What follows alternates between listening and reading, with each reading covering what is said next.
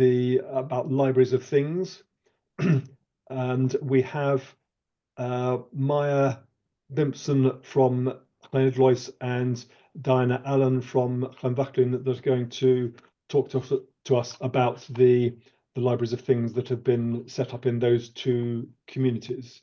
So first off, can I introduce Maya to talk about Llanidloes? Maya, can I hand over to you, please? Hi there.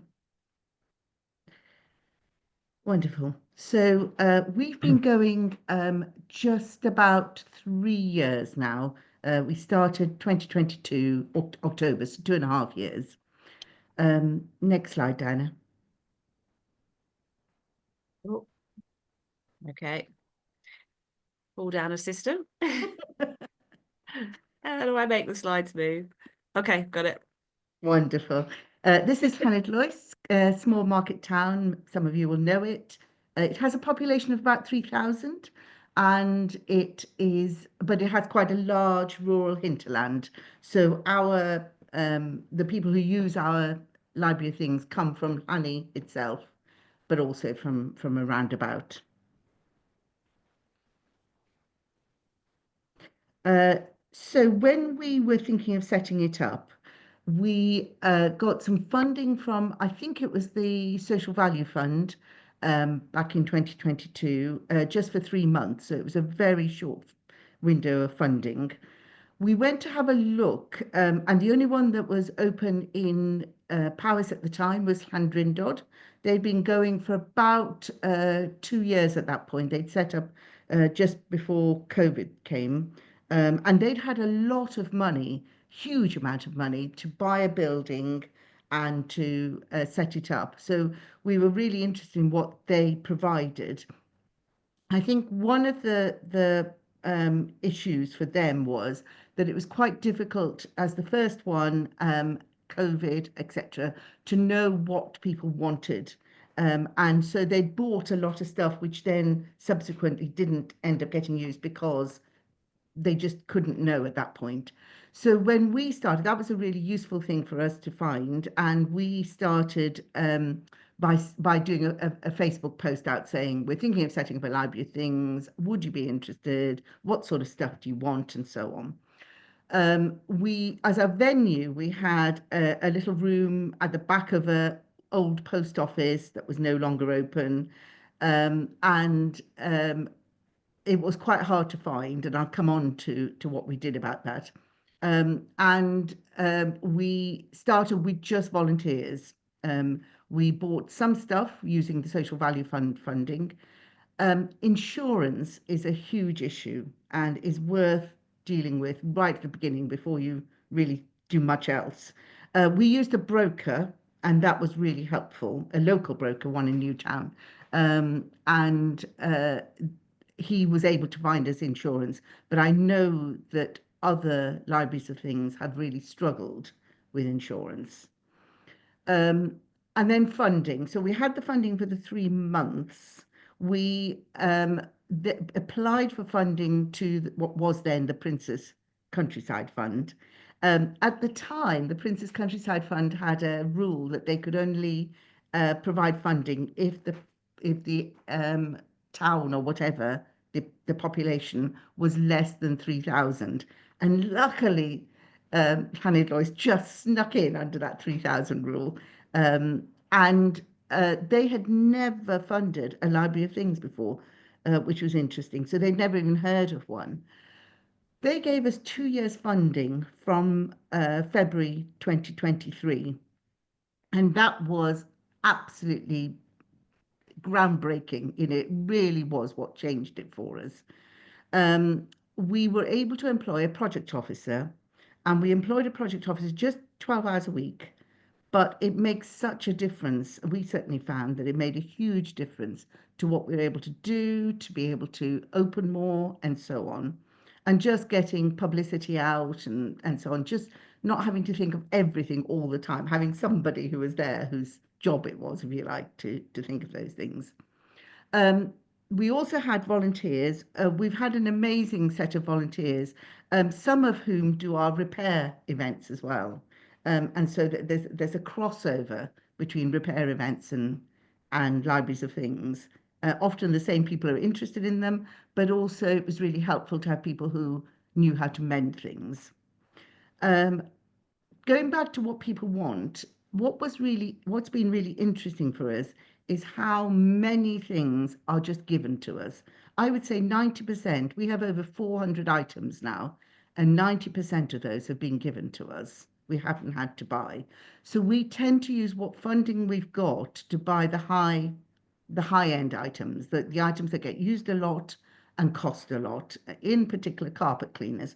Would you believe it that every single libraries of things across Wales, across UK, I think, finds carpet cleaners are the most used item. I would never have guessed that one. And it's true for us as well. Carpet cleaners and pressure washers are the most used items. So we tend to, if we buy new, those are the sort of things we buy because they're harder to get hold of and they break down a lot and so on. And that brings us on to health and safety. So we have quite a comprehensive health and safety policy. There are certain things we will not take. So we do not take any petrol items just because, partly because we don't want to be storing petrol, partly because it's bad for the planet. And we don't take chainsaws because we don't feel we can guarantee people will use them safely.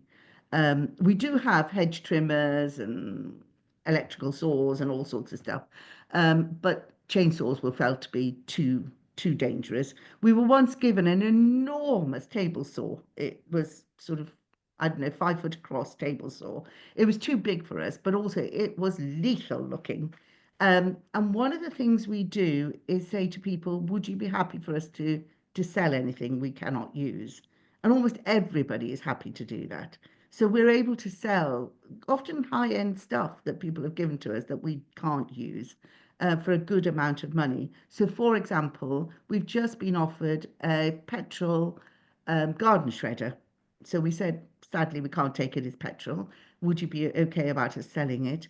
And if you don't mind giving us a donation from the sale. And they said, no, that's fine, you sell it. And we sold it for £250 and they gave the whole of that to us, which was amazing. So we do find that even if people give us things we can't use, we're often able to sell them and then use the money to purchase other stuff. We also, one of the things people wanted, when we asked what do people want, one person wanted a water birthing bed. And we thought that might be quite a niche need, but also we don't take paddling pools or things like that, which are difficult to clean, that have water, that are not easy to ensure that they will be completely clean for the next person. Between each borrow, if it's got water and electricity, we do a pat test on every single item. So all carpet cleaners, pressure washers, those sort of things get pat tested after every single borrow, which is time consuming.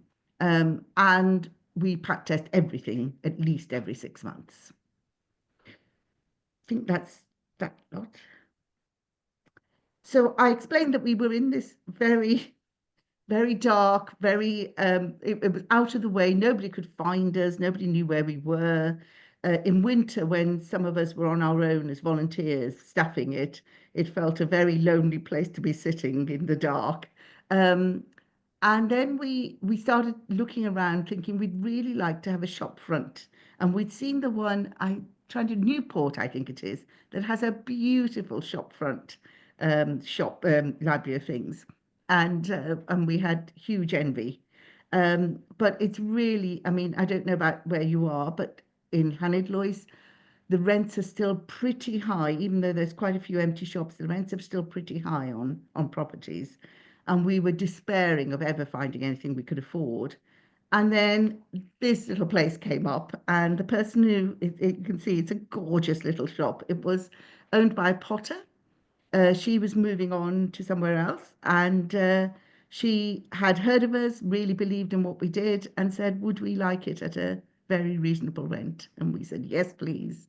So we took it over. We had about a week of moving stuff because I mean, obviously with 400 items, some of them very large, and lots of other stuff. But we had an amazing lot of volunteers who all came and brought family along to help us and so on. We even had the bottom picture on the left shows people carrying shelving through the streets. So we even had people carrying shelves through the streets to the place. And we now have a really nice ground floor shop front. We have a dedicated room, the room, the left of the three rooms, a dedicated room for doing repairs and pad testing and all of those things. And then we've got a meeting room as well, which is fantastic. So we are more than delighted. And I mean, this gives you a sense. So we started in October. I think we had five um, customers, whatever, members, 5 members in October 2022. We now have just hit 700 members. And it has been wonderful just seeing that increase, really. The number of items has gone up. It's now over 400. And again, we started with about 3, I think, items. The loans per month has done a steady. Now, it goes up and down. And these are just to say, these are, for example, the loans per month is a moment in time. So in October 2023, there was that number, and in March 2024, there was that number, and so on. So it isn't a sort of cumulative thing. It's a moment in time for the loans, and it does fluctuate. We get more loans in the summer than the winter, and we're thinking about how do we publicize, fairy lights and goodness what else in the winter to get people to borrow. And then the revenue, you can see that the revenue has really gone up. And particularly in March 2025, we're not even at the end of March. And a lot of that is because we're shop front now. And I think it has made such a difference. People are just walking in the whole time. People stop and come in and say, oh, what are you? What do you do? Never heard of you, etc. And you can sign them up on the spot. You tell them about it and say, would you like to sign up? And they generally go, oh yes, please. And our membership is free. Other libraries and things do charge for membership. We keep membership free, and we try and keep the loan charge low. It's always a balancing act between wanting to make sure it's accessible to as many people as possible, that everybody can join in, and that they're not put off by the cost, and trying to make sure it's high enough for people to feel these are things of value that shouldn't be trashed or used badly or left out in the rain or whatever it is. And so there's a balancing act between those things. But we try, I mean, you can borrow a carpet cleaner for £4 a day. If you went to Screwfix or somewhere like that, it would be £20 a day. So it makes a huge difference. And our sort of motto was we should try and be cheaper than the middle of Lidl. And the idea being that we don't want people to be heading off to Lidl, borrowing stuff, buying stuff that breaks down in a couple of years, has been shipped in from China, breaks down in a couple of years, they throw it away and buy something else. We want to change that so that people think, I'll borrow it. I only need it once or twice. I'll borrow it. And it stops all of that carbon entering the system. As well as the Library of Things, this year we got another social value funding, and we decided to put on courses. They were courses on make to amend, including how to use a sewing machine, how to darn clothes, how to mend clothes, how to change things. So if you look at the left-hand side, there's darning in process. There's our youngest person who took part, young person who took part, who was being homeschooled, and he and his mother came along, and he learned to work a sewing machine. A tea towel that was made into a cushion, socks that were made into gloves, fingerless gloves, and a wedding dress that ended up as a cushion as well. And she was so chuffed that she could reuse her wedding dress. We did car maintenance, so simple car maintenance, the things you can do yourself. We did make do and mend, sorry, not make do and mend, DIY for dummies. So learning to put up a shelf, but learning to saw accurately, learning to change plugs, do all sorts of things. Very simple stuff, but people often didn't know how to do them. And they learned to make trays, wooden trays with mitered corners. They were so chuffed that they could do this and were so amazed that they had the skills to be able to do it. And then the last one was low energy cooking. So how to eat healthily using just an air fryer, a microwave, and a slow cooker. And we ate together after each of the meals that they cooked. And again, you can see there's a young lad in the middle who joined with his mother and really enjoyed doing it.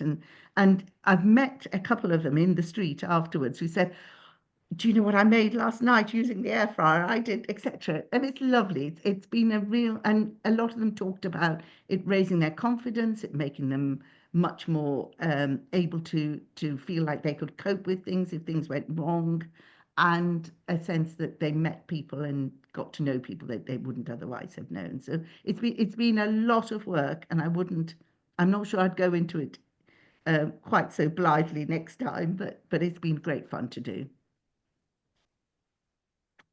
In the last year, so later on, I think Diana's going to talk about Benfig, which is the organisation that supports libraries of things across Wales. But Benfig has an algorithm that helps to work out what your how much carbon you have saved. And in the last 2 years, Planning Library of Things has saved the equivalent to driving a car halfway around the world. And my feeling about that is, Llanidloes is tiny in comparison to most places. It's a small place, and if we can do that, then it's possible anywhere. It's such an easy thing to do, and people really love it. And I think often when we are thinking about ways to change our lives, we often end up doing things that people feel guilty about, or they feel like they're doing things wrong, or that we're telling them off, or they feel got at. The Library of Things, I feel, is one of those things that makes people feel they can do something that's worth doing, and it doesn't make them feel guilty about anything. They feel good about it. And I think anything that helps people to feel good about making the right choices is always fantastic. And then there's the last slide. There's good old Darren, who has borrowed so much. He's renovating an old chapel as a house, and he's just borrowed everything from us. Funding, I mean, there are challenges, yes. Funding has been a challenge, but we were very lucky, as I said, to get the Princess Countryside Fund, what's now the Royal Countryside Fund, funding for 2 years. We have now got awards for all from the lottery for 1 year, and we are putting in for people and places, hopefully for 3 years, which would then mean that I can stop fretting about funding for the next couple of years at least, which is great. I just wish, I mean, one of the things, as all of you will know with funding, is that they always want you to find a new angle. They're not happy to just fund stuff that just works.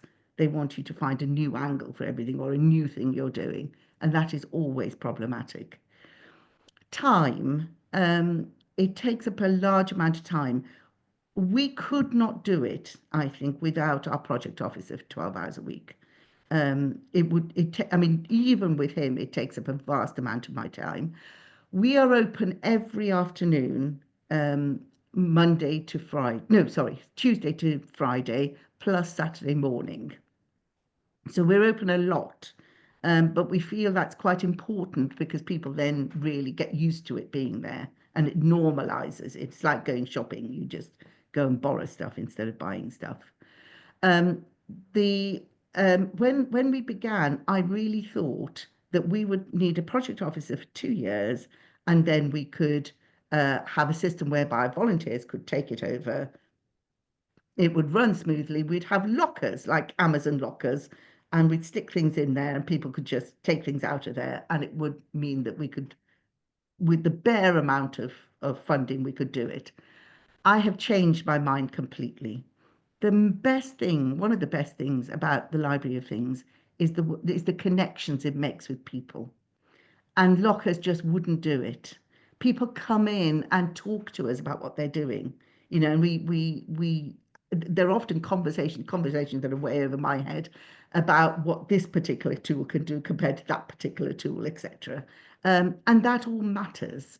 So I think there is a real need to have people and not just a system. And I keep saying we're not set up to be Screwfix. We're not, our aim isn't to provide a higher service. Our aim is to provide a community service where people borrow and share and feel that what they have is of value to somebody else, and that they can be part of a whole community that shares and uses things together.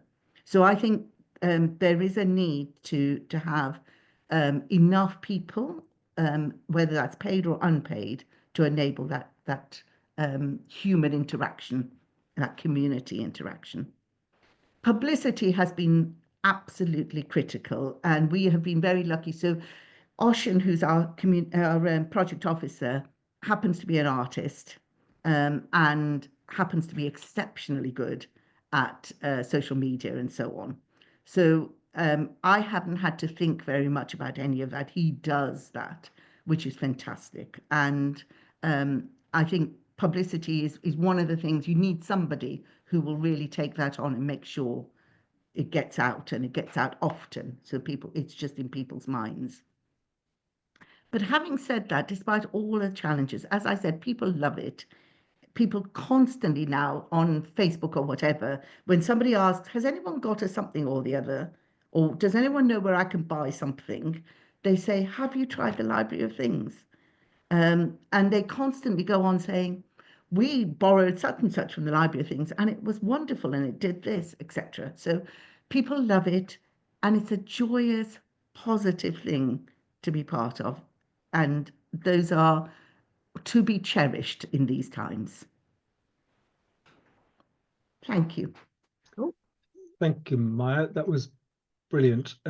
So probably if we just have a few questions on that before we go on to Diana. And I've got a question to start with, well, a couple of questions maybe. Firstly, to what extent is the revenue you get from the lending significant towards your overall funding? Is it a useful contribution, or is it mainly just to make people aware of the value of the goods that they're borrowing? It will never be the majority of our funding. So we make, at the moment, we make around £200 a month, which is pretty good. Oshin is fairly confident. So we've grown our membership, and we've really concentrated on growing membership on the grounds that people won't borrow unless they're members. So we might as well grow the membership. Now we've grown the membership, and most Libraries of Things will say this to you. The big thing to concentrate on is the conversion rate between becoming a member and actually borrowing.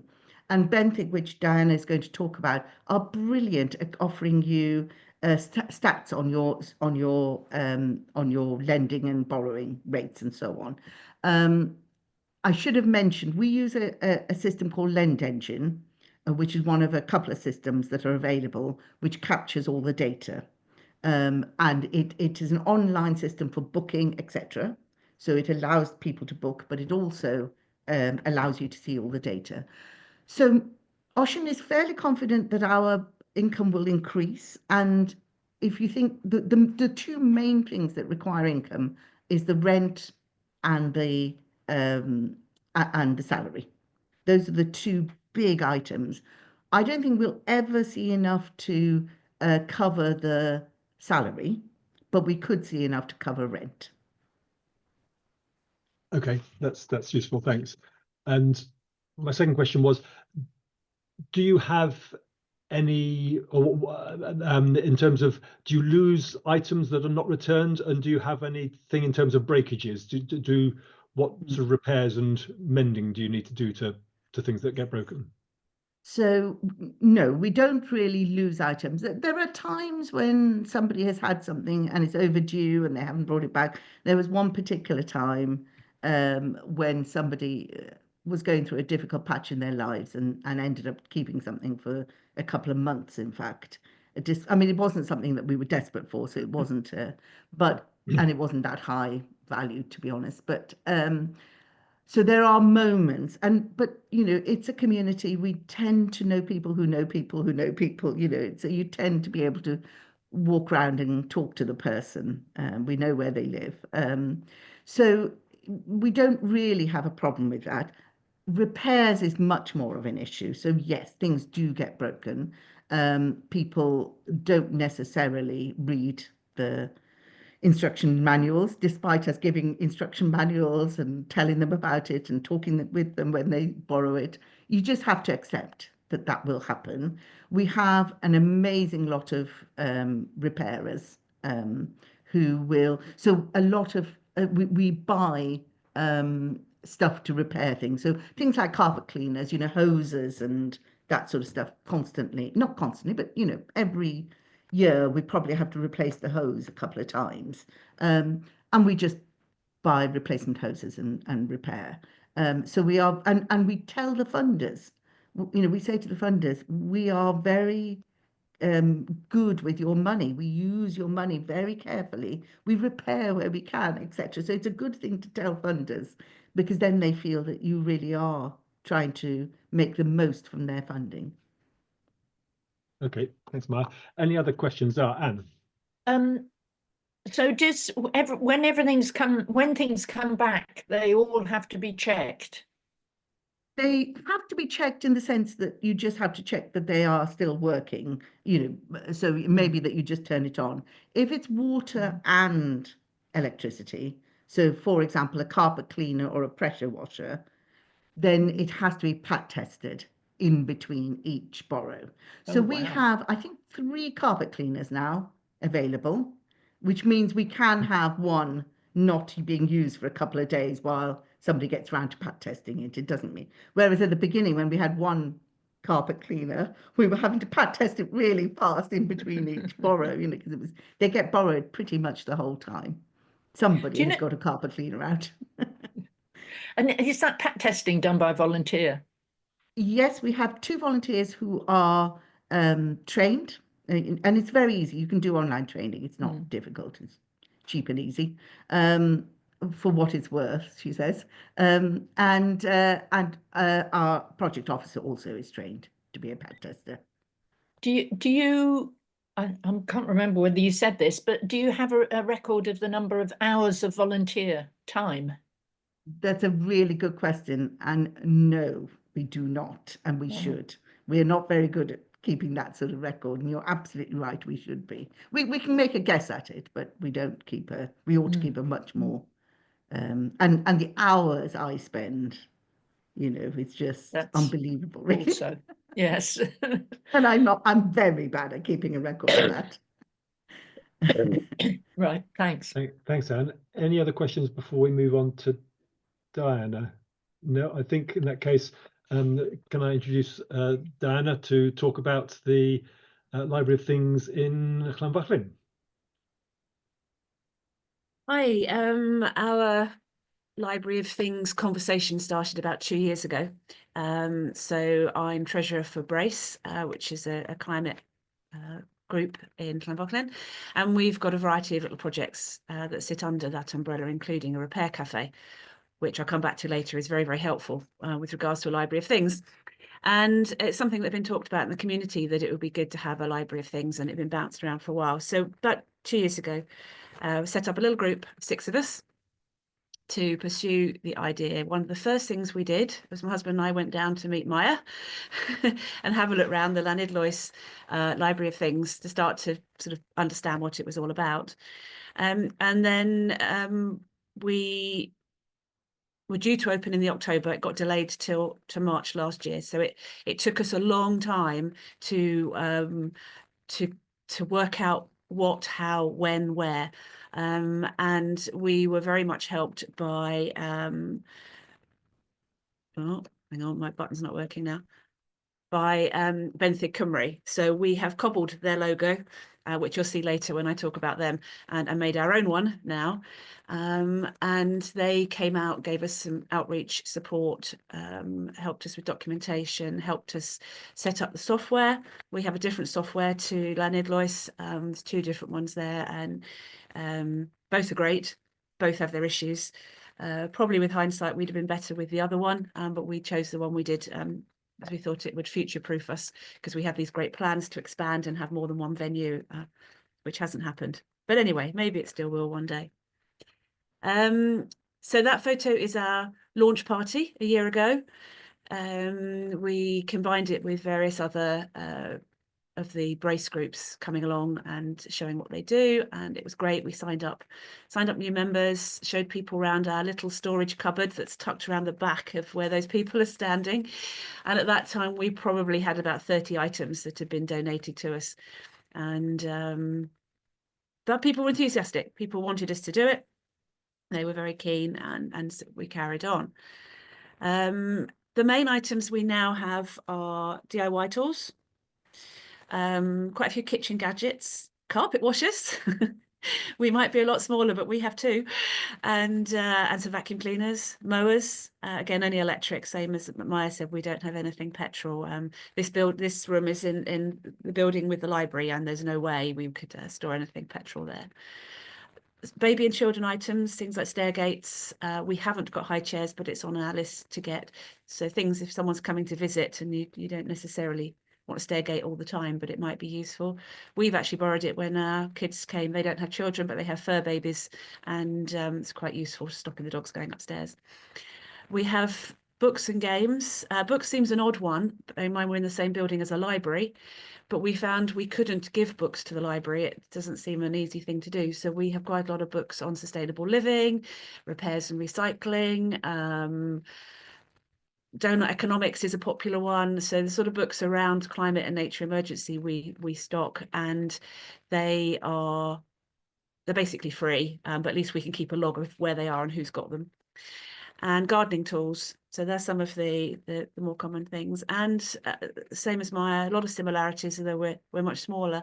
Pretty much all our items have been given. We are able to sometimes get ahead of the queue, because one of our pat testers also pat tests for our only charity shop, our community charity shop, so they can sell items in the shop, which means we see items coming through first. So we can then, if we think they would be a useful thing to be in the community for lots of people to use just occasionally rather than one person owning, then we can buy them from the charity shop and put them in the library of things. And also sometimes we've been offered things that perhaps aren't suitable for us, so we will then give them to charity shop and then they sell them. So it sort of great community cooperation going on there. So that works well. We keep being asked for a pressure washer, and we are on the lookout. We don't want to buy a new one if we can help it. We don't have the funds, and we have got a broken one that came in via Repair Cafe, and if we can find one of the same, so we can combine 2 and make one, that would be great. So if anyone's got a Karcher K4, let me know. This was our first item going out. We were so excited. I think we were open for about 3 weeks before anybody actually borrowed anything. And this person had a vacuum cleaner. We didn't think anyone would borrow vacuum cleaners because you have one, but theirs broke. And I think it was a make where it could be sent back for repair. But because she'd got 3 dogs and small children, needed vacuum cleaner while hers was being repaired, and was so pleased to be able to borrow one. So it was our first borrow. And this just a quick look at the our dashboard as of last night. So I say we're quite small. We've got 65 people on our register, but I would say probably only 15 to 20 have borrowed. I really ought to have looked up the stats. We have a few repeat customers and a few people who've not been at all. So one of the things we're doing, and we launched yesterday at our little anniversary party, is doing a survey to find out what we're doing well and what we're not doing so well, why people have signed up but then not borrowed. And so looking into things like that. But despite that, we have had 80 loans in a year, which for a community of 1,500 people, we're only open 2 hours a week because that's all we can afford on the hall hire to be open. And that was our first year. So actually, maybe we're not doing as badly as we think. And we've got 175 items in our catalogue, which, yeah, again, for a small group is not doing too badly. So a couple of other things to add. We are fully volunteer run still. We have a key team of 6 of us. 2 are repairers in our repair cafe as well, and they do our pat testing for us. So they're pat test qualified as well. We have an IT whiz, so he's been great at helping us all sort the software out. We've had a lot of help from Ben Thickemery as well, but he has a knack for being able to understand the software when the rest of us are just a bit confused. One person who specialises on publicity. I'm the bossy one who tries to keep it all going. And we're not covering our costs. Our only costs at the moment are £20 a week hall hire, but we're not covering that with our loans. But we do have a buffer of money that we were given at the beginning to set up. So I'm not panicking yet. And I know we need to spend some time looking into funding, but just haven't had the time to do that. And we're right on the cusp of, do we stay as we are and tick over? And for a small community, we're providing something that is useful, and that's okay. We don't have to be bigger. Or do we go down the route that Llanidloes did and go big and really try and make a big difference? And we're really not sure at this stage. What we have started now is opening up the volunteers. So it's been just the 6 of us for the year to really get to grips with understanding the software, the booking in and out, making sure we're keeping on top of everything. And now we're expanding that to bring in the next wave of volunteers to come and help, because it's a Friday evening that we do our collection and drop off, and that does become a bit of a chore on family life. So if we can get more people, so we can have an experienced person on with a new person, and then we can bring more people into the mix. And also I think we'll spread the word more, because, you know, somebody might be helping us out, and so their friends are like, oh, why can't you come out on Friday? It's like, oh, I'm doing this thing, and then the word spreads. So we're going to do that for now, because we don't feel we have the energy to go big at this stage, but we'll see what happens. Insurance, Maya was a great help. We went to the same broker. We thought, why reinvent the wheel? And because they'd done Lanny's, then they were able to help us. But it isn't cheap. We've now got it combined into the whole brace policy, so it's much harder for us to see. But I think when we did it for ourselves for the first year, it was about £450 for the year. And now it's all combined in, so it's a bit harder to say. We also do free membership. The other thing that we're often asked about is peer-to-peer lending. We have a tiny space that we store in, and it's absolutely rammed already. And often people have offered us things that are just too big for us to take. Cement mixer was one, electric cement mixer. A trailer, you know, it's just not going to fit in the cupboard.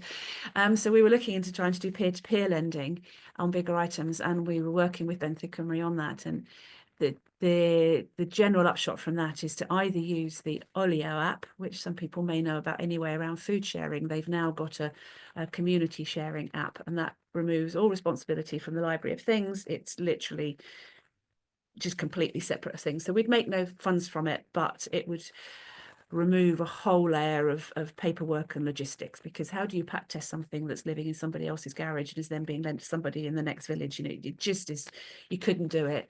And what we've also found is we've got various WhatsApp groups in Brace, mazes of them, but the main chat one, people are now starting to think, they'll pop in there, have library of things got, rather than looking at the inventory.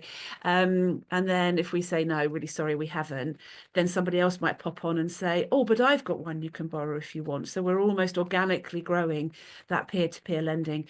And because we're not promoting it, supporting it, it's literally between those two people. So it takes a lot of the issues around insurance and that out. So we're sticking with that for now. We had great visions of setting up this amazing peer-to-peer system, but no, we're going to go simple and just let people share. But I think the fact that we have the library of things in the town means people are thinking, oh yes, I could ask if anybody else has got something I could borrow, which perhaps that thought wasn't there before. So I think we still serve a purpose. And I think, you know, hopefully this peer-to-peer will grow of its own accord. So yeah, so as is very different to what's in Llanidloes, and I think that's one of the key things. Every library of things is different. Some libraries things actually run through a library. That's what we wanted to do initially. So we have the hall behind the library, and the original plan was that people would book their items out in advance, and then a volunteer would go and take them from the store cupboard and put them into the actual library, and then people could come in anytime during the day to pick their item up, because obviously the library's open a lot more hours than we are. And that's what we were going to do, and we were going to open in the October, and then about 3 weeks before launch, that just all fell apart. The realization of quite what that would involve from the library staff point of view, as well as from volunteers' point of view, it just wasn't going to work. And at the time it was frustrating, but actually I think it was the right call. I know it was the right call, because like Maya says, the biggest thing we get from it is speaking to the people when they come in. And they come in and they have a chat and they have a look around at the shelves and they see what else we've got and they find out more about it. And that wouldn't have happened if we just used the library as our Amazon locker, in effect. It wouldn't have been that same personal interaction that we have. But it is difficult only being open 2 hours a week. It means we can only do loans for a week at a time. So again, trying to keep it cost effective, we can't charge. So somebody borrowed the Llanidloes carpet cleaner at say £4 a day. For us, that would equate to £28 because it can only go out for a week. We're only open for a week. So we can't do that. That would just make it crazy. So I think the carpet cleaners are £8, but you get to keep it for the week. It's the only way we can do it at the moment. So again, horses for courses, different places, different people, different setups can be different, but that's one of our restrictions. It's only being open the week, but it's better than nothing. So just briefly now touch on, we both mentioned Benthyg Cymru. I've put their link in the chat, I think. No, I haven't, I will do. They are set up, they're funded by Welsh Government plus others to support communities across Wales in setting up a library of things. And they are brilliant. They are a really lovely team.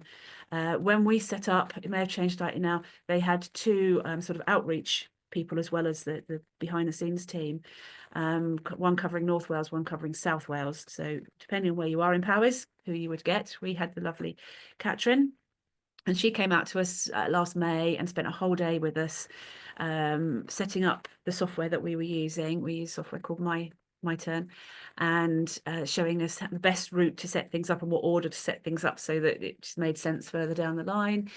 And then she came back and had meetings with us and with the library to go through how they could be involved and how it might work, and has been there all the way through holding our hands. The rest of the team are there too, but I think, again, having that face-to-face contact, the fact she came out and spent time with us, we really got to know her and she us and our situation, and that really makes a big difference when you're asking for help from someone if you've actually met them. This is just some of their slides. I've just picked a few out. So their big push is how it benefits the people borrowing as well as the planet. You know, it helps people save money. They don't have to go and buy a carpet cleaner they might use once, or even, you know, hire it from Rug Doctor at quite a lot more, whatever. Great for people with small space. Our daughter uses one. She lives in Leeds in a flat and could not store the tools that she needs. Perfect. Great for that. And then obviously the save the planet part. And they're very, very conscious of linking that all together, that it's just a win in so many directions, and such a positive thing to do. And yes, probably just going back over, so this is some of their shots, and this is just various libraries of things around Wales, and they have a toolkit. They step you through setting up, and as Maya said before, insurance is very near the beginning, getting that set up, and they literally have this checklist and loads of online resources. And the big thing that we found really, really helpful is they have all the documentation-based templates that you need for health and safety, for volunteer policies, I can't remember all the policies now. And then you can take them, you can create your own little logo, which is what we did, and then put it onto your documentation, alter it slightly. Some places do delivery with their libraries of things. So we just took that whole section out because we just knew that wasn't something we were going to do. Liability waivers, borrower agreements, all that has already been done. It's already been checked by legal people, and it's literally there for you to lift and convert. And that was huge because there were things there we hadn't even thought of, but then we didn't have to spend ages reinventing the wheel. We could just use what they'd already set up. So definitely, get in touch with them. And this is one of their little shots, which I still can't believe because the amount we use our drill is way beyond that. But when they first started up, this was one of their big promo things, that the average drill is only used between 6 and 20 minutes in its lifetime. So many people buy a drill for one job and then never use it again. Being a DIY fiend, I can't quite see that, but hey ho, that must be the case. And so that's sort of some of where it started from. And they're really for items that you don't use regularly, because a lot of people would say, well, if I'm going to use it all the time, then I want my own. Yeah, absolutely. If you're using something all the time and you've got the space, yeah, have your own. But if you're only going to use it occasionally, or it's taking up space, and then borrow. And like Maya, most of ours are items that have been donated to us to then share in the community. And we just have a policy that if that person then wants to borrow it back, we don't charge them. So it would seem a little unfair. Okay, so Excellent. Excellent. Thanks, Diana.